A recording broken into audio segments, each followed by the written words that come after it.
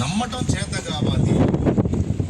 నీ నా సమస్యలన్నిటికీ దేవుని దగ్గర సమాధానం ఉంది. ఆ ఉన్నదాన్ని దేవుని దగ్గర ఉందని మనం ఆయన పాదాల దగ్గర ఆ సంగతులను మనం విశ్వాస నేత్రాలతో గుర్తించగలిగితే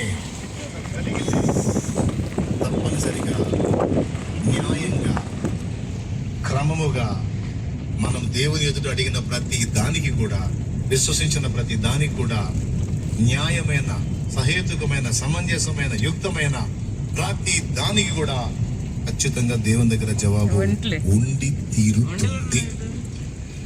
చెప్పాడు కదా అప్పుడు అన్న. ఎన్ని నిరూపణలు చెప్పాలి ఇప్పుడు నేను? ఎట్లాంటి ఇన్ని చెబుతా అంటే ఒక విషయాన్ని మీకు చేరవేయటానికి 3 నిరూపణలు చూపించాను. ప్రార్థనతో ఒకటి, అవజా స్పీకర్ అని, మందిరం అని. ఎందుకంటే పాయింట్ బలమైంది, అది బాగా మైండ్కి ఎక్కాలి. అందుకని 1కి 3 కోట్ చేశాను అనమాట. అది విషయం. దేవునికి స్తోత్రం కలుగును గాక. పెద్దగా చెప్పండి, ఎందుకంటే చిన్న విషయం కాదు.